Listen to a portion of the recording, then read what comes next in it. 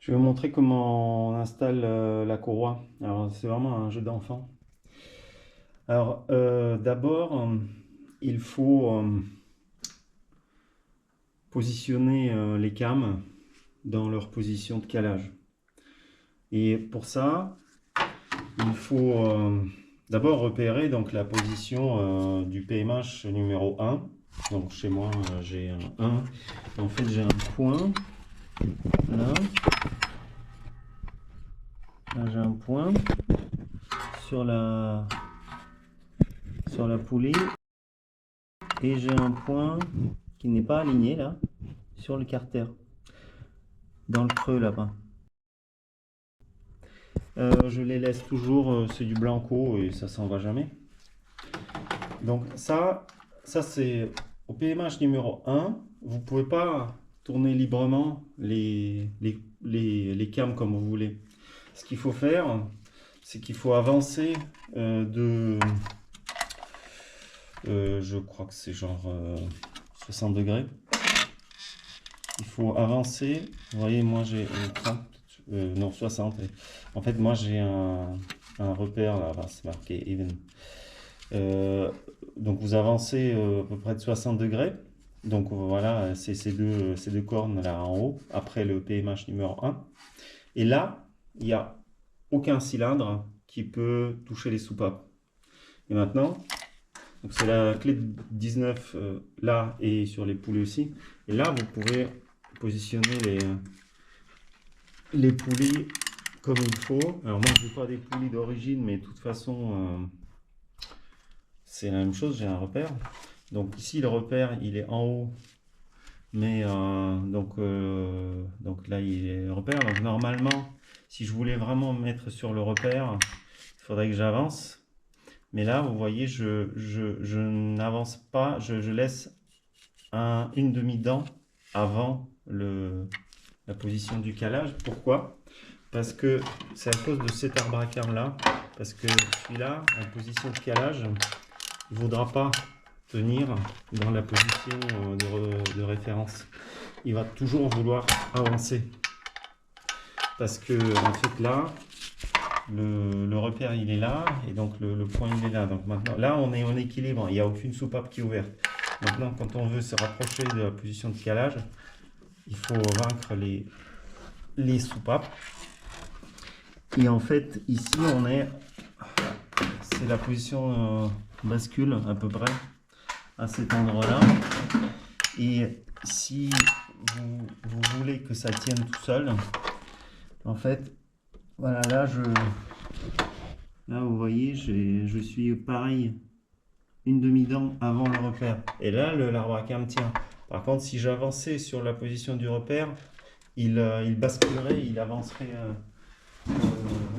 beaucoup plus. Il se mettrait dans la position de l'équilibre en fait. Donc maintenant, je recule le vilo dans la position de repère. Et c'est pareil, je le recule avant une demi-dent, avant le PMH.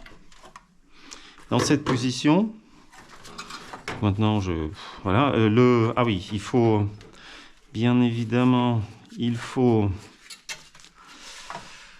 comprimer le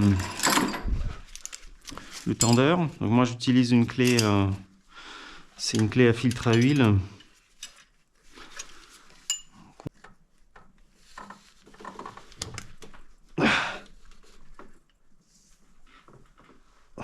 Voilà. Là, il est complètement comprimé.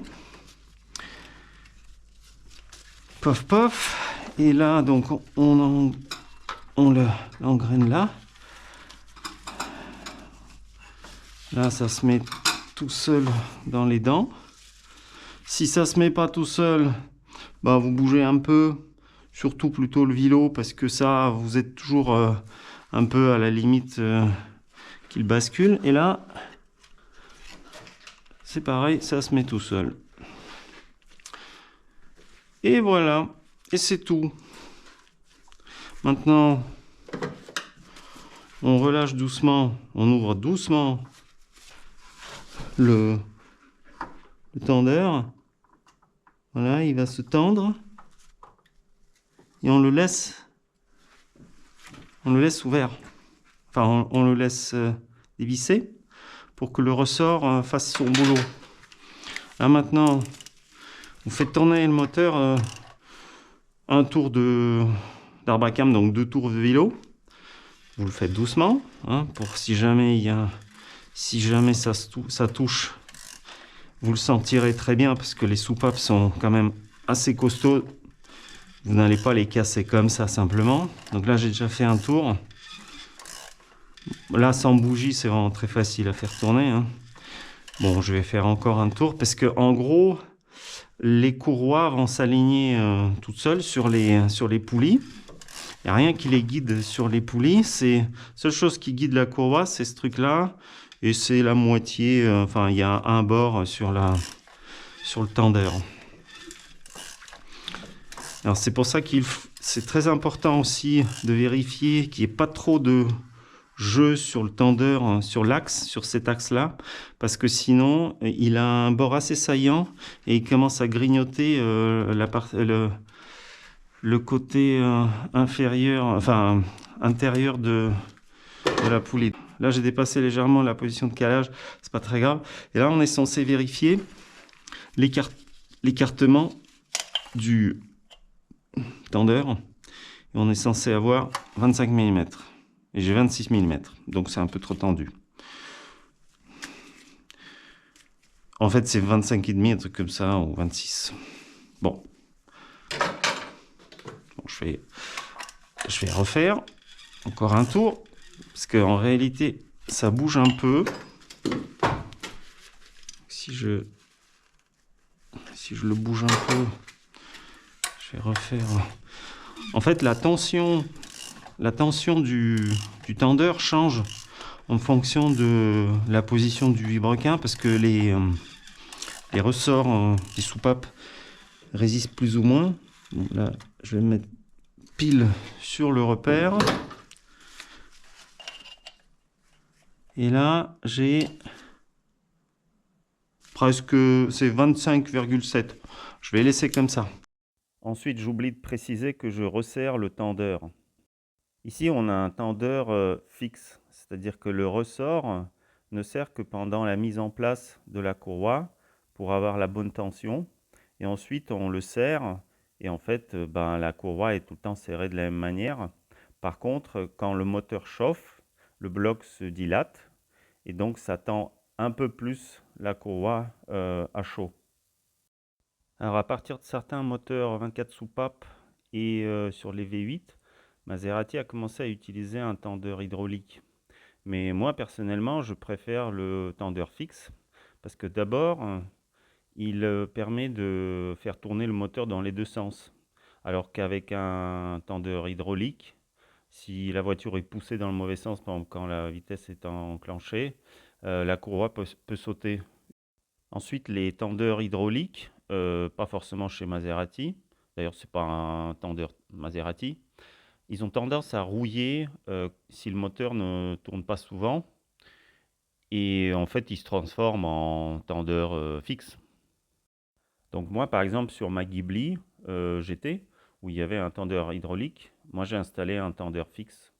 Mais pour ça, je crois que j'ai dû remplacer toute la pièce en alu qui tient le tendeur et puis la pompe de direction assistée. En fait, il y a un autre truc, c'est que quand la courroie est vraiment neuve, elle est un petit peu plus courte que quand elle a déjà fonctionné. Et donc c'est normal que là elle a tourné une demi-heure, mais elle s'est déjà détendue. Donc c'est normal d'avoir un petit peu plus d'écartement ici, parce que le ressort il a réussi à écarter un peu plus, puisqu'il y a plus de longueur. Également, évidemment, si vous essayez de retendre la courroie, donc la courroie se tend à 20 degrés du moteur. Si vous faites ça avec un moteur chaud, ça sera tout dans les choux parce que le bloc se dilate pas mal et donc la tension change. Et un autre point important, c'est qu'il ne faut pas trop serrer cette vis. Il faut la serrer, mais c'est tout. Souvent, ces vis sont foirées parce que, encore une fois, les mécanos, ils servent comme des burnes. Et des fois, c'est même impossible à dévisser ce truc. Moi, sur la Ghibli, j'ai taraudé le tendeur en M10 parce que bah, le M8 d'origine il était foiré, quoi. C'est pas très grave, hein. De toute façon, c'est une pièce qui se démonte, on perce. Enfin bon, c'est juste chiant, quoi. C'est surtout pour démonter, si vous voulez vraiment faire ça vite, ben, des fois, on se retrouve avec un truc qui est complètement ben, infaisable, quoi. Bon, j'ai oublié de mettre ce cache là, derrière la poulie, derrière la courroie. Donc je ressors, enfin j'enlève la courroie de nouveau, mais bon, ça va me prendre quoi, 5-10 minutes. Voilà. Bon voilà, j'ai remis le cache. Le trou est bien aligné, pas ici par contre. Donc on vérifie, une fois qu'on a le PMH, on vérifie que les repères sont bien alignés. Alors le mien n'est pas très bien aligné, mais ça c'est pas une poulie d'origine, donc je me suis un peu loupé. C'est pas très grave, je le sais. Voilà, c'est tout. C'est aussi con que ça, la courroie. En fait, vous passez beaucoup plus de temps à enlever tout le merdier autour parce que c'est impossible à faire sur les biturbos. C'est impossible de changer la courroie, enfin quasiment impossible, sans sortir le radiateur. Quoique, si vous sortez les ventilos, vous y arriverez. C'est un peu chiant, surtout si vous devez enlever pour changer la courroie, vous êtes obligé d'enlever la poulie. Et là, vous n'aurez pas forcément assez de place. Par contre, si la Ghibli est cupée, le châssis faisant 7 cm de plus, vous avez 7 cm de plus. Et là, éventuellement, vous pouvez tout faire radiateur en place. Parce que là, une fois que j'ai mis le radiateur avec les ventilos, je suis à 2 cm de la poulie, quoi. Sur la Ghibli, je peux facilement passer les bras et tout ça, enfin, aucun problème, quoi. Parce que même pour sortir, pour enlever le cache là en plastique, c'est juste pas possible sur une biturboile. Et moi j'ai la pompe direction assistée ici côté conducteur, donc côté gauche.